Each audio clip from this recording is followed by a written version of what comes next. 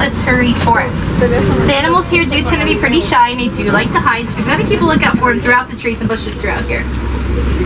But we're already gonna start lucky. So up here on the left, you'll see some of these orangey colored animals. They're bongos, but we'll head up to them in just a second. That large black and white bird that's out to the right that's in the water is a saddle-billed stork. They're about 4 feet tall and they have about a 9-foot wingspan, just a foot less than the canopy above your heads right now. There are all the bongos out to the left. Bongos' horns don't really stand straight up, but instead they curve slightly back towards their heads, making it easier for them to move through the forest without getting stuck into trees and bushes. The animal on the right, that is an okapi.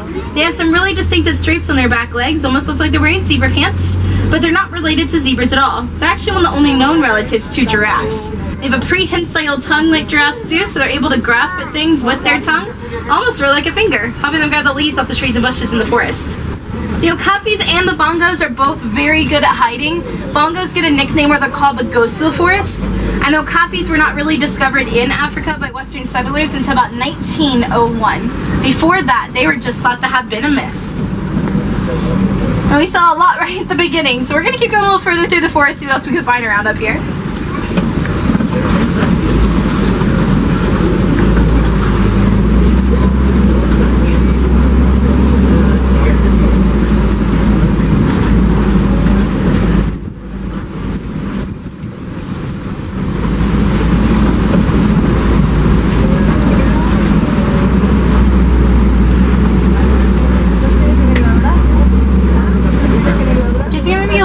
To see, but if you can look out to the left, really far back into the bushes, there's something that looks like a giant deer. It's a greater kudu. It's kind of like up in upper left area. It has its back towards us. Greater kudu get up to about 55 inches tall, just their shoulders alone. But we're going to go ahead and leave the little Turi forest, start heading towards the Safi River. And as you might be able to guess from the name of the Safi River, we're now going to look for animals that live in or around the water. So we're going to head up to the water, see what's out there.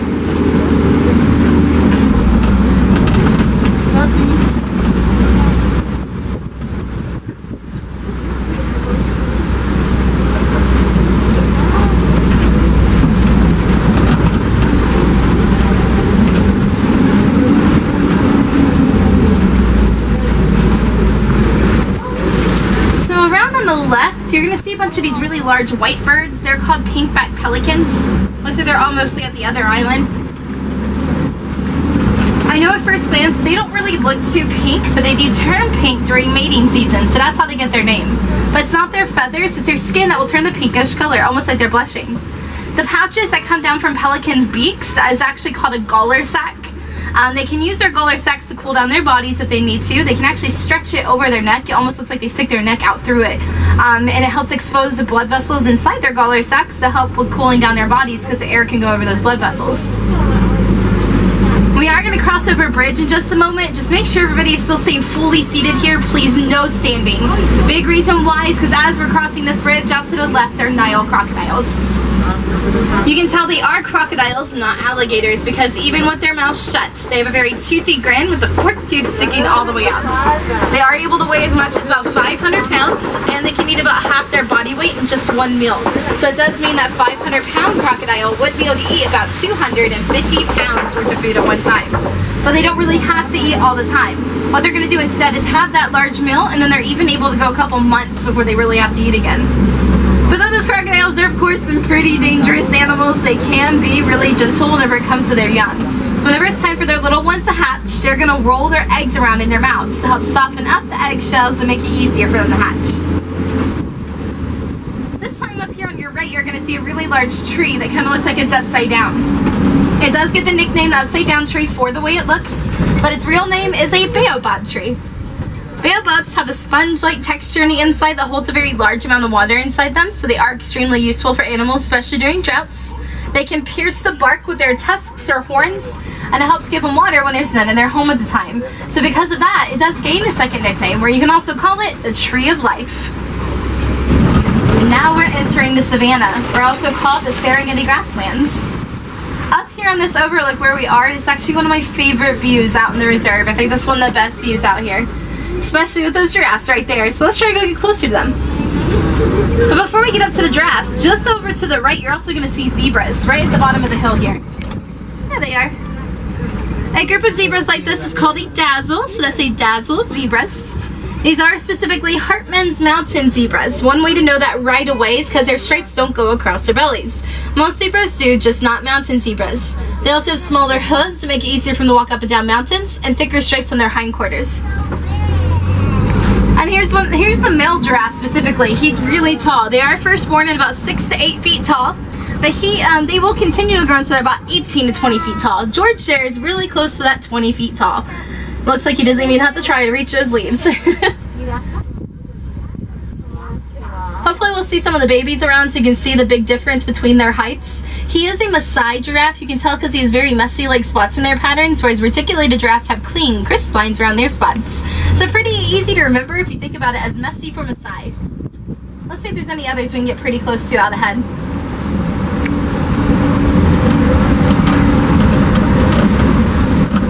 So to the left, those are African wild dogs. They can also be called African painted dogs because of the unique markings they have in their fur. And they do have some really close-knit packs. They will use their close-knit packs to pursue their prey until the prey is just too tired to continue, giving them a higher success rate at hunting than big cats like lions or cheetahs even have. They also like to take care of their sick and their old. They'll even regurgitate food to make sure everybody has the ability to eat. And their packs are typically led by a double alpha, where there's an alpha male and an alpha female leading them together. Looks like there's some wildebeest crossing the road up there, so we're going to be stopped again for just a second here. Alright, looks like we keep going a little bit more. There's also some dark brown animals over on the left-hand side laying down, or there's one standing up. Those are sable antelope. Their horns point backwards, so predators won't attack them from behind.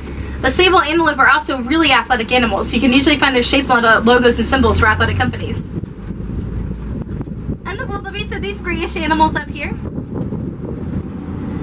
Wildebeest really love rainy weather, so that rain that just came through probably made them really happy. They actually like to migrate according to rainstorms. They'll even follow rainstorms up to about 1,000 miles per year, and they can be in a group as big as about 1.5 million of them traveling together, and that is known as the Great Migration. They also can make this weird sound. It sounds like they say new, so they can also be called new, and that is spelled G-N-U. So this is a group of new out here. And looks like there's more giraffes out this way. As you could probably tell by now, giraffes really love to eat. They actually eat for about 20 hours a day. They only really get about 30 minutes of sleep a day. They'll take power naps that equals to their 30 minutes of sleep. And other than that, they just eat all day long. So giraffes survive off of food and power naps. So hoping we can get even closer. There's this one eating just to the left here. Since she is trying to eat around on those branches, we can catch a glimpse of her tongue. It is a purplish blue color. And so they don't get sunburn on their tongues as they eat up at the high points of trees throughout the day. Giraffe tongues also get up to about 21 inches long. That's about the same length as your forearm. Not only super great for them to reach the leaves up high, but giraffes can also lick their own eyeballs. Up here on the right, there's a bunch of these tiny little antelope. They look like little s'mores on sticks. Those are springbuck. Springbuck are only about 3 feet tall full grown, but that's as big as they're ever going to get. But don't let their little size fool you, because though those little springbuck are the smallest of the antelope species, they can still jump 6 to 8 feet high. There's also the Ankole cattle out there on the right with the big horns. Ankole cattle horns can grow to be about 6 to 8 feet long from base to tip. They're very big. They are also one of the only domesticated animals you can find out in the savannah, first domesticated by the Watusi tribe, so they can also be called Watusi cattle. Though they were not used for milk or for meat, they are just a sign of wealth. So the more you had on your farm, the more wealthy that you were. And we finally did make it up to some baby giraffes. They're out on the right up here. So there they are.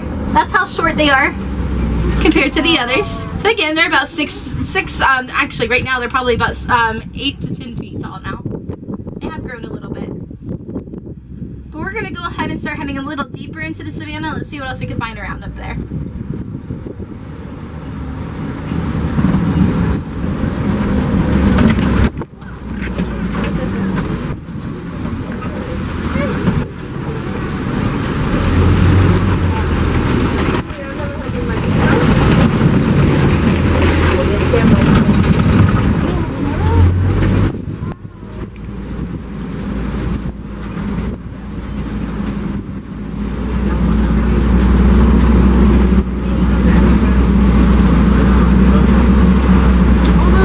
see an elephant way back out on the right, really far back into the cliffside. Really far back in there. Let me see if we can see him any more up ahead too. Looks like he's wanting to hide right now. Still to the right. I'm going to see him a little bit more up there. I'll kind of go really slow, give everybody a chance to get a second to look at him. So that is it's actually pretty safe for us to assume this is a male elephant, if I already didn't know, because you usually find male elephants by themselves like this, because elephants have some really strong matriarch systems. Their herds are mostly made up of just the females and the babies, and they'll have one head matriarch that will lead them. The head matriarch of the herd is the memory of the herd, though they all have very good memory. She's the one that specifically remembers to go places to be whenever it comes to whenever they travel. So finding safe food, safe water, just being in a safe place, she's the one that remembers where to go. Whereas the males, you'll typically find them by themselves because as they get older, they will break off from their herds and stay solitary most of their lives. So you'll usually see them by themselves, kind of like what we just saw out there. Out through this way, we're going to pass through some right clay pits, and we're going to look out for some markings, some tusk marks in the clay where other elephants might have been around. What we're looking for are those tusk marks because elephants like to scrape at the clay with their tusks so they can eat it. It gives them extra vitamins and nutrients for their bodies. It's kind of similar to children eating vitamin gummies. So let's see if we can find any scrapes around throughout the clay. Oh yeah, over here on the right. You kind of see some elephants half scraped up to that clay so they can eat it. Now, I'm not really seeing any other elephants around.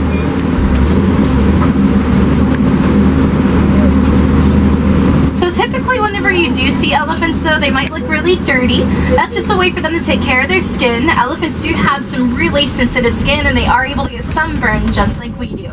So a way to take care of their skin is by covering themselves up in dirt and mud, where that is a natural form of sunscreen. So if elephants ever look really dirty to you, it's just them having their sunscreen applied for the day. They also have lots of wrinkles, which comes in handy for them. Wrinkles are a great thing if you're an elephant, because as they cover themselves up in that mud, they'll pull up in their wrinkles, stay cool and wet throughout the day to help keep their bodies cool.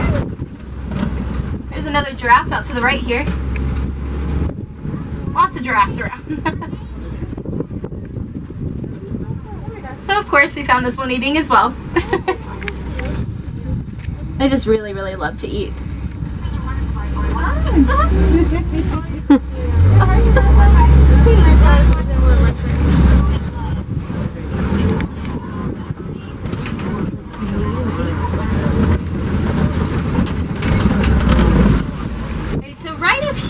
Around some flamingos. These are greater flamingos. They are the the largest of the flamingo species, but they're the lightest pink. There are a few out there where their heads and legs are kind of gray, and they have black feathers on the tips of their wings still as their wings are closed. Those are the younger ones. They're only really about a year old. They're still a great way to show people how flamingos don't actually hatch pink, but instead they'll hatch as a grayish white color. Then they gain their pink color as a brine strip that gives them a beta carotene, and that's what causes them to turn pink. They're not going to really fully turn pink until about 2 years old, so they do still have about a year left to get their full pink color. They can also start vocalizing inside their eggs just before they're about to hatch, allowing their parents to become accustomed to their sounds so they know which one is theirs even after they hatch. And a group of flamingos is called a flamboyance. So we did just go around that flamboyance of flamingos.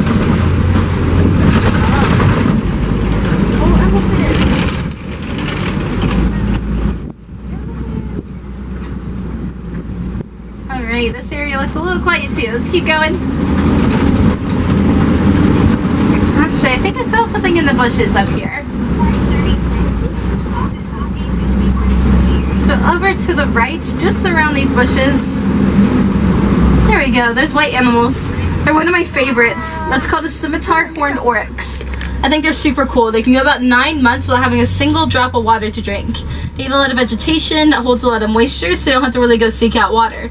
They also can withstand extremely hot temperatures, even going up to about 115 degrees Fahrenheit before they even start to break a sweat. So it's probably not too much of a surprise now for you to hear they can be found migrating through desert areas. And they have some really wide set hooves that make it easier for them to walk on sand instead of sinking into it. On the left are cheetahs. They're laying down just in front of the logs up there. Cheetahs are diurnal cats. What diurnal means, they are typically active during the day and they do hunt during the daytime. They have the black lines that come down from their eyes to help reflect the sun out of their eyes as they hunt. It's actually kind of similar to us wearing sunglasses. But But something I think is really cool about them are their tails. They have really flat tails that they use like a rudder. So while they are running at very high speeds, or even if they're mid-air, all it will take is a movement of their tail for them to change your direction. It's like you're having to stop or slow down. They can also make a lot of vocalization sounds. They can even mimic bird sounds. A lot of birds do follow their prey, helps them out with their hunting. But out of all the sounds that cheetahs can make, they don't actually roar. But they are one of the only big cats that are able to purr. Up in front of us are some really large rocks up here. These are called Kopi rocks. And speaking of those roaring big cats, really good view of the lions. Right over to the left. So lions are not diurnal like cheetahs, but they're instead nocturnal. So they're typically more active at night. So this is great to see them a little more awake right now. Looks like he's really enjoying some wind that's hitting his face. But throughout the day, the lion's vision is very similar to ours, but at night it will get about 8 times better in our vision, making it a lot easier for them to go out and hunt. But it won't be a male doing the hunting, it's going to be the females. The male is actually the one that stays back at home, and he's the one that takes care of their cubs. Kind of what his mane is for. Adds a little extra protection on his neck and his face, so if he has to protect the cubs, he can protect himself and continue to help them. There's also this little brown animal to the right.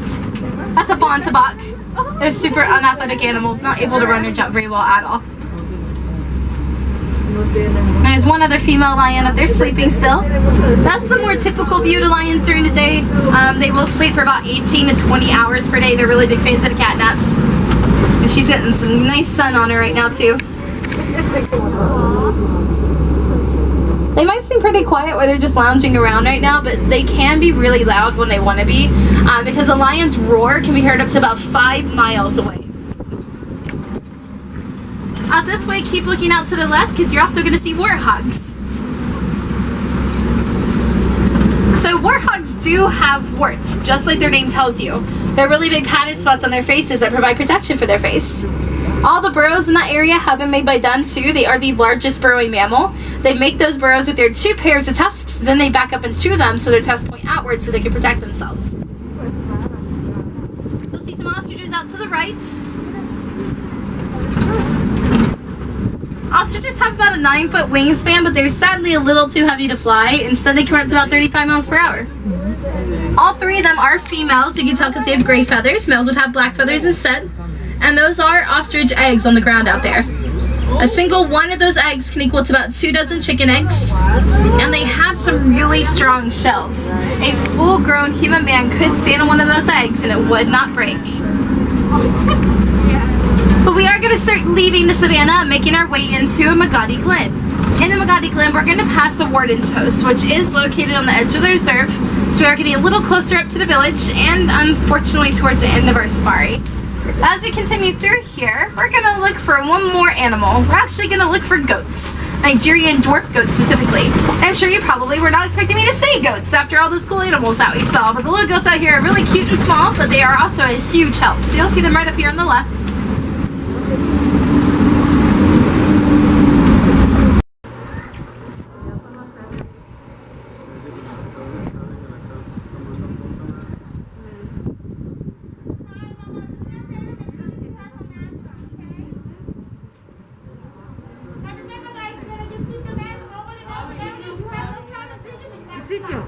Ven, ya ni más ese.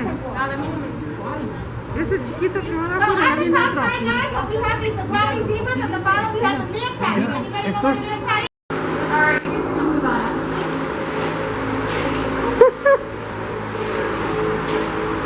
Oh my god. That's hilarious.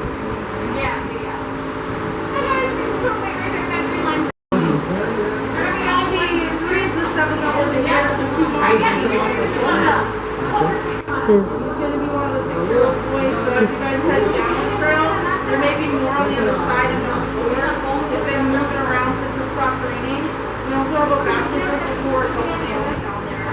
We're going to go place this actually more.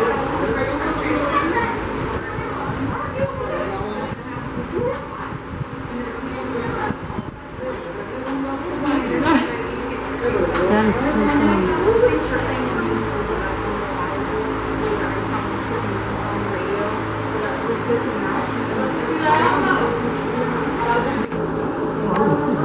Oh, I didn't even see him.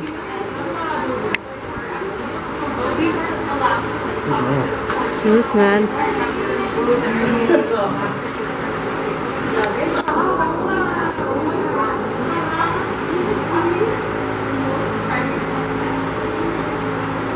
She says there's more on the other side.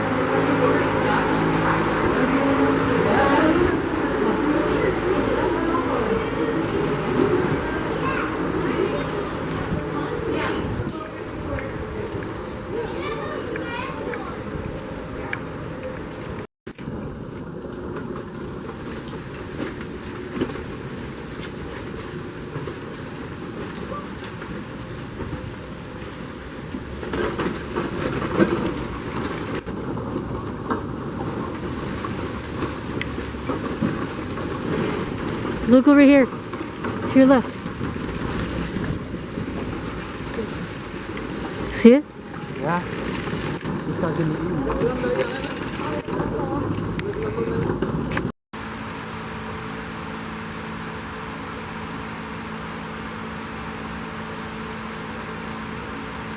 Ready?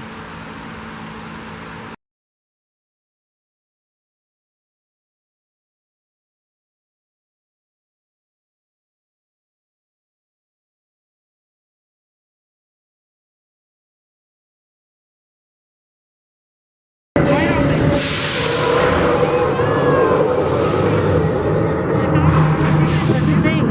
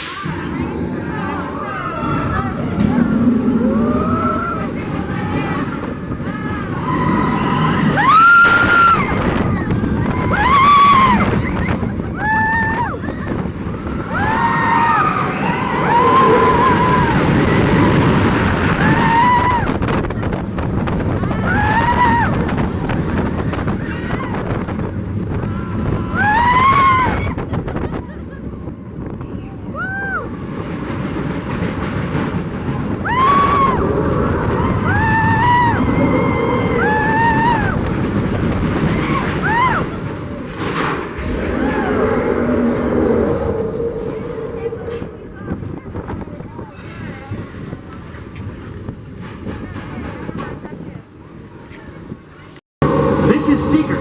Listen up. We've got to get in, grab the iguanodon, and get out before that asteroid hits. Let's roll!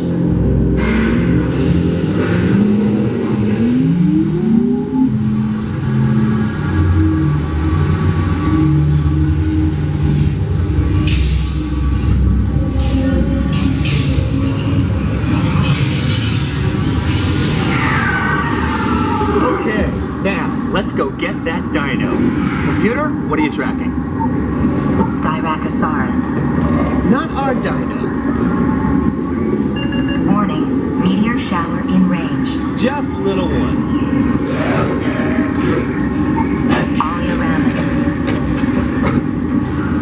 Hadrosol. Raptor. Time to get serious. Lock the autopilot on homing signal now! Hang on! I'm tracking a big dino on the scope. Could be ours. Computer, full stop. Identify. Carnotaurus. Definitely not our dino. Go, go, go!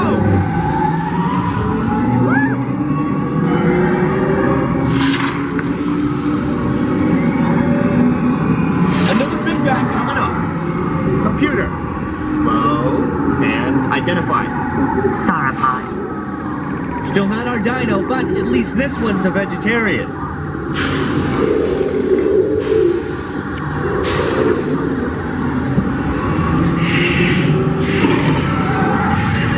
Asteroid impact in 90 seconds. We better move it. Pterodactyl. Incoming! impact in 60 seconds. We can't stop now! Keep going! Keep going! ComSoft Nathus.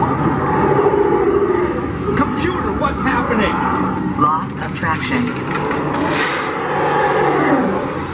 Four-wheel drive! Move it! Warning, meteor strike. Evasive maneuver! Left! Right! Left! Right! That was close! Computer, now what? Carnotaurus. That's it! Abort mission! Abort! Abort! Iguanodon. Forget it! Get them out now! Asteroid impact. Brace yourself! This is it! We're not gonna make it! We're not gonna make it! Mission accomplished. Welcome aboard on the Magic Planet. Please show us where you're from. Your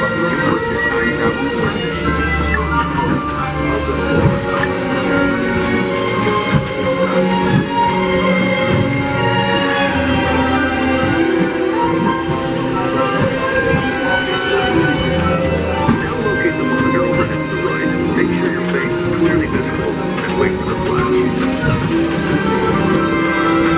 Good. Sending photos to the future. All systems are go. Linking you now to your guide. That's just the... That grand and miraculous spaceship. Our plan is to sail through the universe of time. And for a brief moment, we have been among its passengers. But where are we going? And what kind of future will we discover?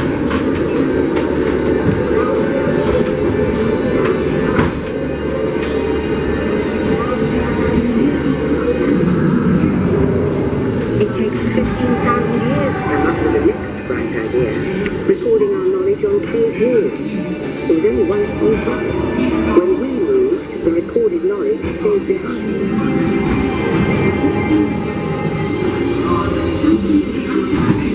Now let's move ahead to ancient Egypt, because something is about to happen here that will change the future forever.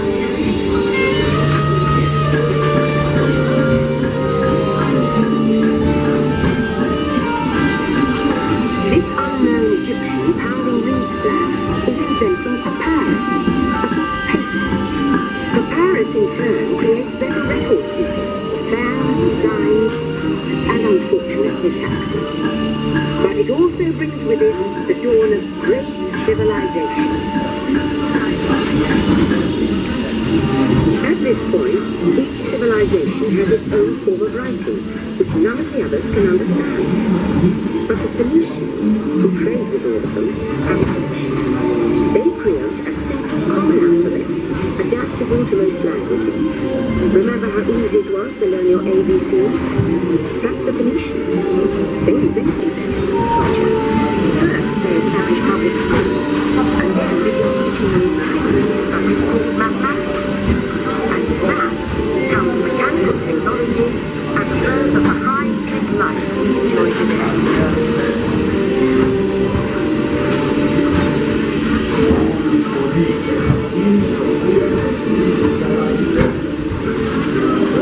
The lessons learned from the Greeks, the Romans created powerful empires. To put their armies around, they built a system of roads all over the known world. Rome built the first worldwide web, and it's leading us into the future.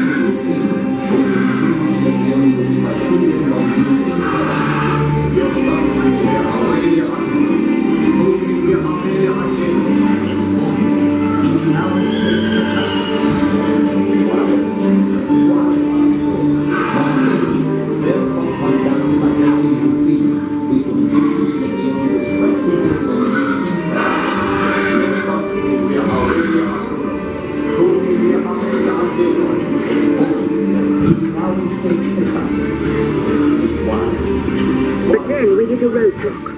Rome falls, and the great library of Alexandria in Egypt is burned. Much of our learning is destroyed, lost forever. Or so we think.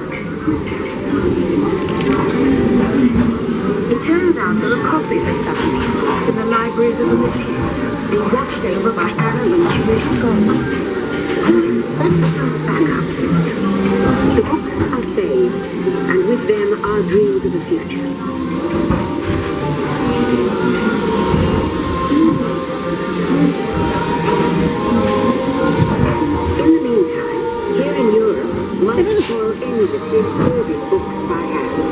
But that is about to change.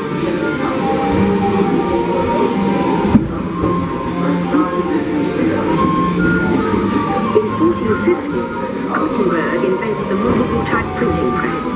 Now knowledge can travel as fast as these new books, and travel they do. Books make it easier to invent the future in every field, and the result is an incredible explosion of innovation we call the Renaissance.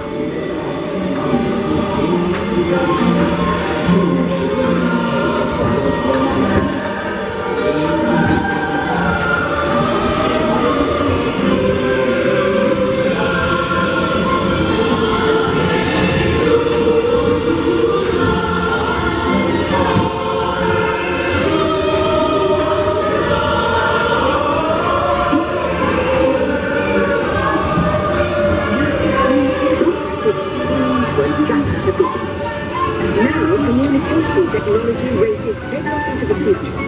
People all over the world are sharing life's most important moments faster than ever before.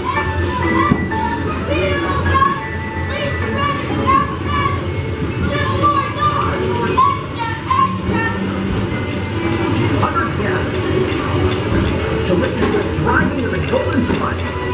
Stop. Transcontinental Railroad. Don't wait. Stop. America. Now get a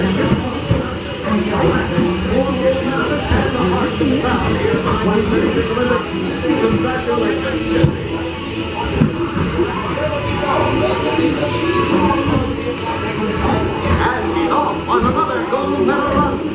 Kathy Owen makes America proud with four gold medals at the By now, we're all communicating from anywhere on Earth, and in 1969, from somewhere else. Kathy Owen leads the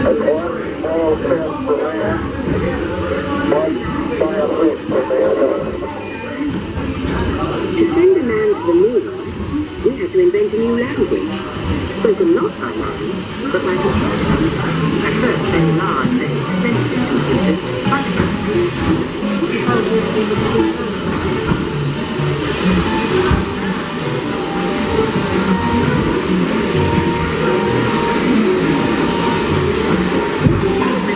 had one of these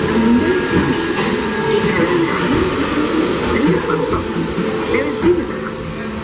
The solution happened, of all places, a garage in California. Young people with a passion for shaping the future put the power of the computer in everyone's hands. Together we form a super network that glows with billions of interactions. And once again, we stand on the brink of a new renaissance.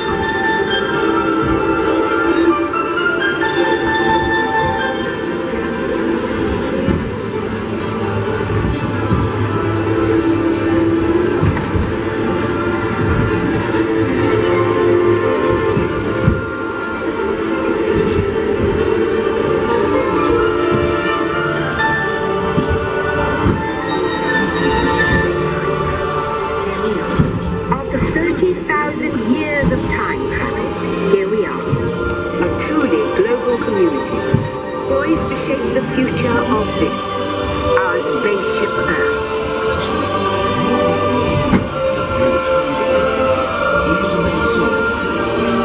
Attention travelers, please remain seated. Your time machine is rotating backward for your return to Earth. In preparation for your return to Earth, your time machine is now rotating backward. Please remain seated. Attention, you are now rotating backward for your return to Earth. Please remain seated, time travelers. Attention travelers, please remain seated.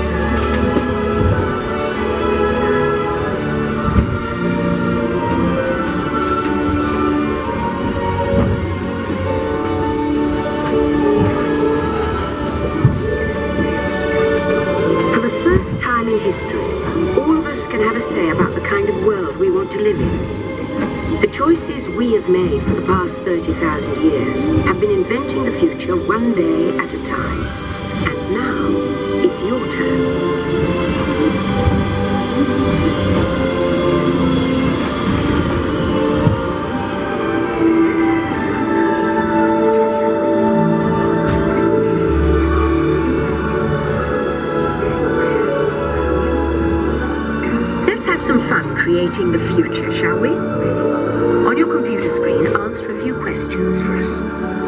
will show you a new world, custom made just for you. Ready?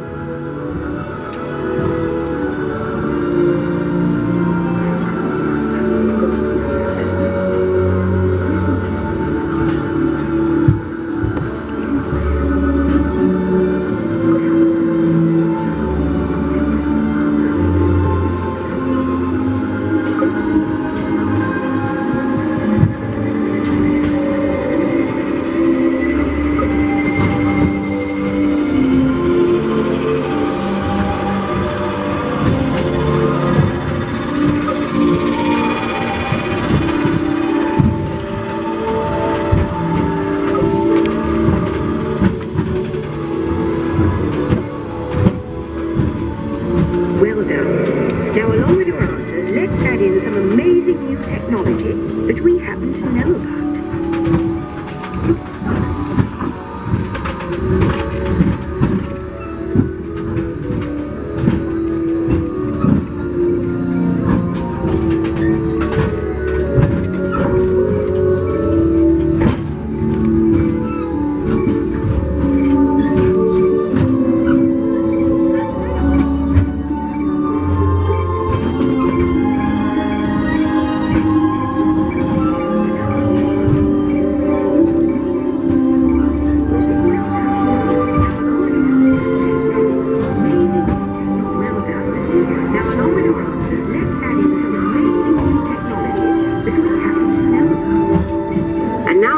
Your future is just about ready.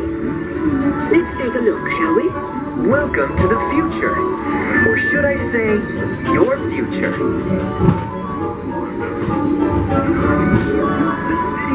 Here in the future, your home in the city will be a smart home that automatically knows what you want. Almost as soon as you do. Need something for a special occasion?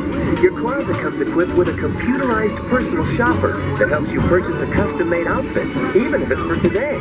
Now that's a smart look. Just tap on go. Your smart home has everything organized to help you start your day. The world will literally be at your fingertips, because your home's information network lets you view your daily planner almost anywhere. And since you don't enjoy cleaning, robotic housekeepers will help you with your daily chores. Your smart home will know when it's time for you to leave and make sure you're dressed for success in your custom manufactured clothes. Of course, your smart home has already booked you a ticket on the magnetic hover train while you relax and enjoy a beautiful view of the future. The end. Or should I say the beginning of your future. So it's not doing it since we don't So have here's to the next 30,000 years on Spaceship Earth. While no one knows...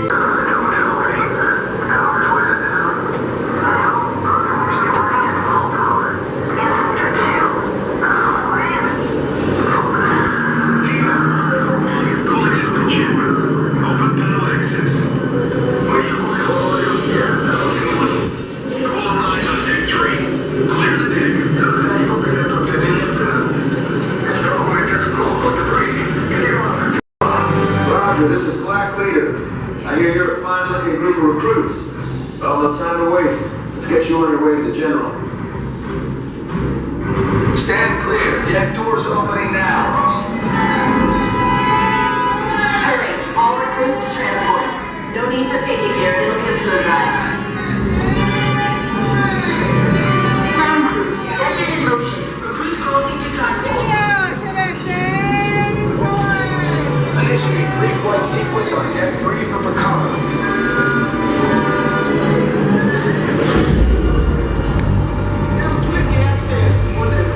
Affirmative.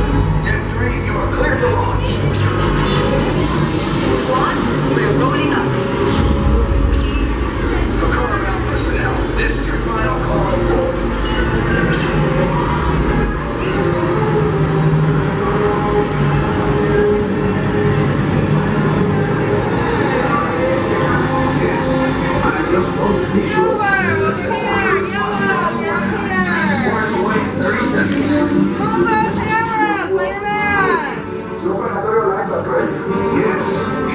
hyperdrive also. Transport takeoff in 20 seconds.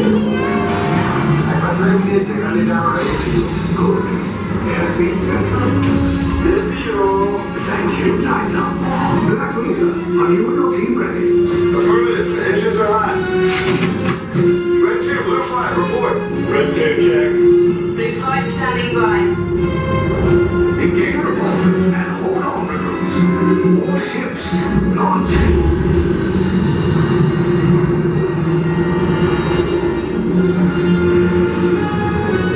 I am Lieutenant Beck. As you heard from Ray, I have been tasked with getting you to Bagara. Red 2, Blue 5, keep tight now. Let's get ready to make that jump to light speed on my mark. Buen día. Black Leader, we're picking up an unusual signal. Are you spotting anything? Yeah, I see it. We'll check it out. BB-8, what do you got? There appear to be a number of small craft heading our way. Raise the shields. We got company. First order TIE fighters. Reroute. Reroute. 2, Blue 5, we got a clear path so transport can make the jump.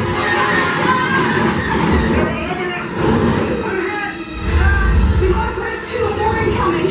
Blue 5 taking evasive action. Try to shake your blue. I'm trying. We lost Blue 5.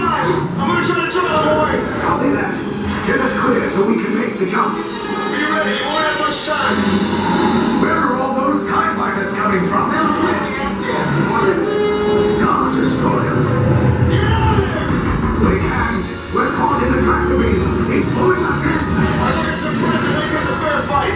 Don't worry, I'm coming back for you. Stay strong. Cargo vessel TR-141, identify yourselves and prepare to be boarded. This is TR-141. We are a civilian vessel. By whose authority are we being detained? By the authority of the First Order, resistance scum. Now bring down your shields and prepare to be boarded. They'll want the location of our secret base. Tell them nothing. The future of the resistance is at stake. I have a bad feeling about this. Stand back from those doors.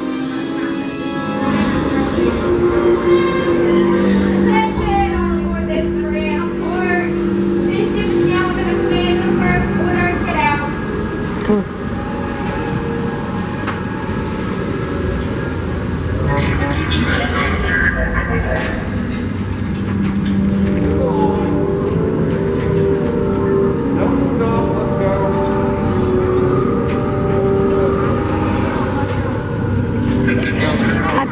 Watch out. Are you able to just walk for about 10 minutes or so? Stand, park your transport right over there.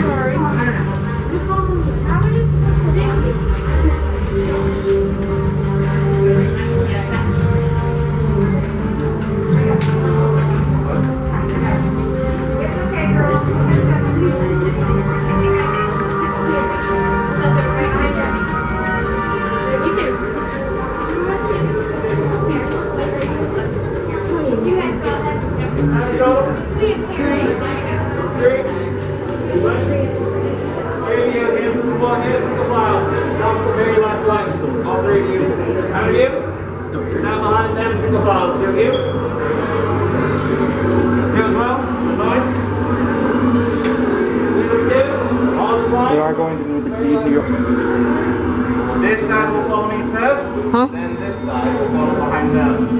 Let's go. Somebody else came chasing us. Was it here? I think so. You too, Silva. Now pay close attention to those color codes you're standing on. Those codes are vital to your relocation later, so you better remember them. When the door opens, I'll direct you to your spots in the cell. Once you're inside, don't lean on the wall. I will be confiscating that device. I don't think I see you holding it up in broad daylight. Clearly, you're a great spy.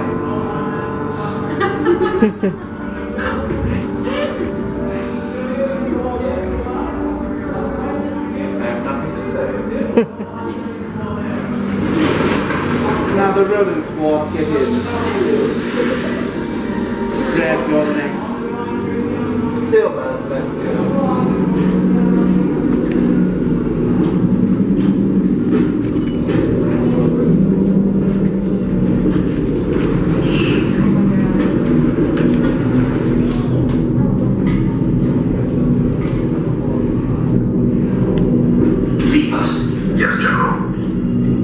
Enemies of the First Order, we will soon snuff out your meager resistance.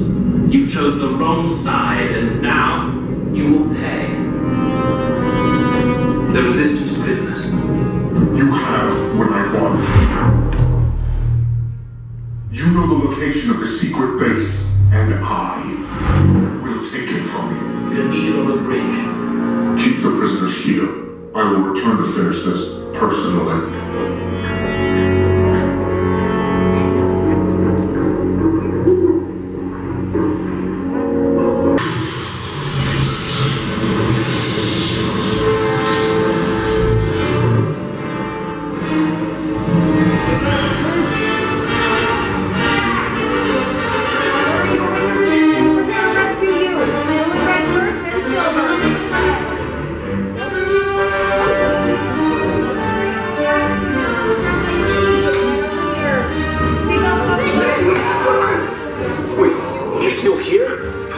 With an attack force. Get to the escape pods now.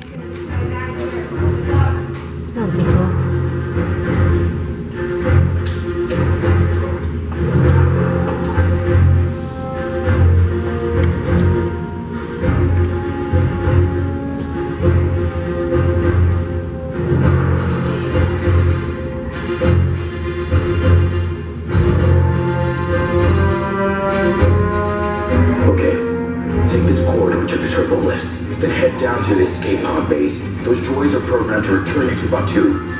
Hurry and don't get caught. Lieutenant Beck will guide you. Recruits, for your safety, stay seated with seatbelts securely fastened. Keep hands, arms, feet, and legs inside the transport and supervise your children. Tell them it's a prisoner transfer. Did it work? Good. Now get a move on. There's a clear path to the turbo lifts at the end of the hallway. Turn right.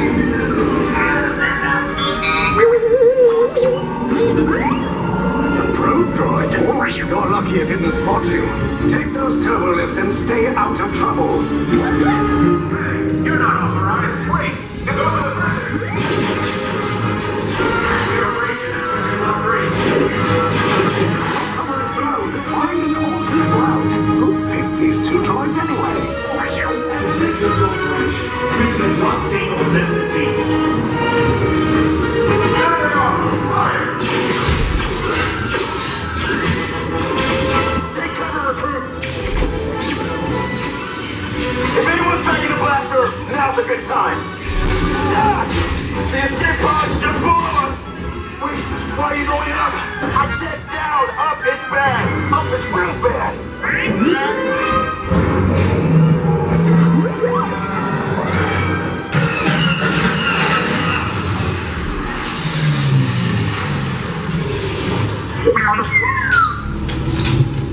The Resistance will attempt to rescue the prisoners. They have neither the resources nor the courage to engage us. You underestimate their conviction. Raise the shields! Shields? I see no evidence. Now! Sound the alarm! All personnel to their stations! Stop! The prisoners have escaped! How brave, but ultimately hopeless. There's nowhere to run. Find the ventral cannons!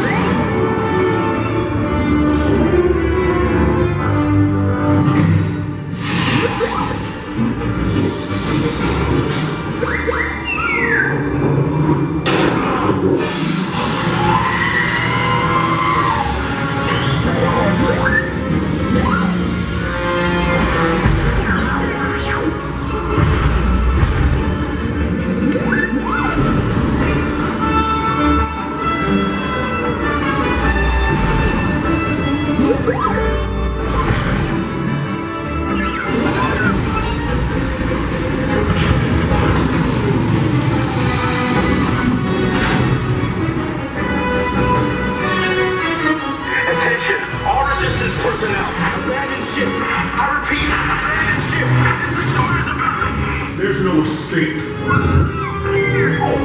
You will tell me the location of the secret base, and then I will destroy you and the Resistance.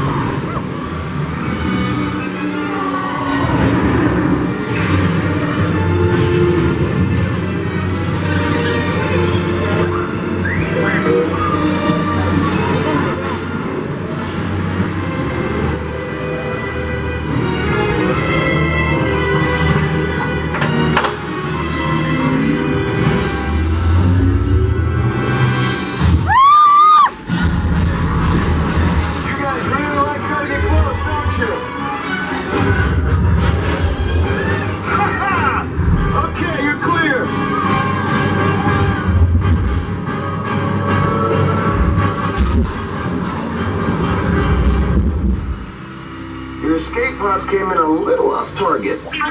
Ground crews will meet you outside the wreck. All right, nice job, recruits. Not what you signed on for, but hey, you're Resistance now. I think I have that authority. Right, Beck?